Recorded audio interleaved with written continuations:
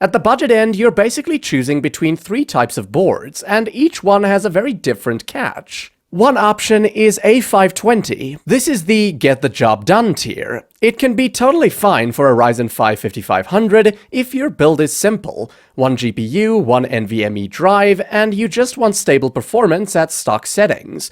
The downside is you usually give up some flexibility, fewer storage options, fewer nice-to-have features, and it's not the tier you pick when you already know you'll expand later. If your whole goal is spend the minimum and move on, this tier exists for you. Then you've got older B450 boards. These are still popular because you can sometimes get built-in Wi-Fi at a low cost. That's useful if your router is across the room and you don't want to run Ethernet.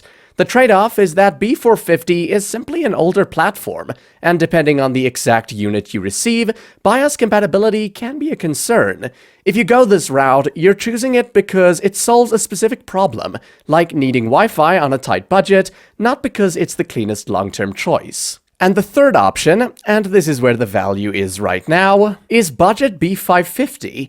With a Ryzen 5 5500, you're not buying B550 because it magically boosts FPS. You're buying it because, at similar pricing, B550 boards tend to feel more complete. Better layouts, better storage options, fewer annoying limitations, and usually a smoother build-it-once-and-forget-it experience.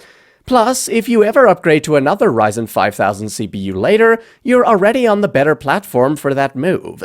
So when you zoom out and ask, what's the smartest budget buy that doesn't feel cheap, the board that makes the most sense is the ASRock B550M Pro 4. It's a micro ATX board that fits most cases, it's on B550, and it covers the basics without forcing weird compromises. For a Ryzen 5 5500 build, that's what you want. The board disappears into the background and just lets the system run. However, there are 2 downsides you should know up front. First, no built-in Wi-Fi, so if you need wireless, you either add a cheap adapter or choose a different board. Second, micro ATX means you get a reasonable amount of expansion, but not the spread-out full ATX look and spacing. For most builds, that's fine. If you're the type who adds multiple cards or just wants extra room, you'll want an ATX alternative in the next section.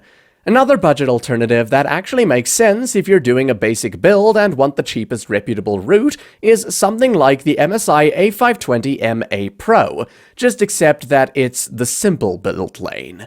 If you need Wi-Fi built in and you're staying in the budget tier, ASRock B450M R2.0 is the kind of board that people target for a reason. It solves the wireless problem without extra parts, but it's still an older platform choice.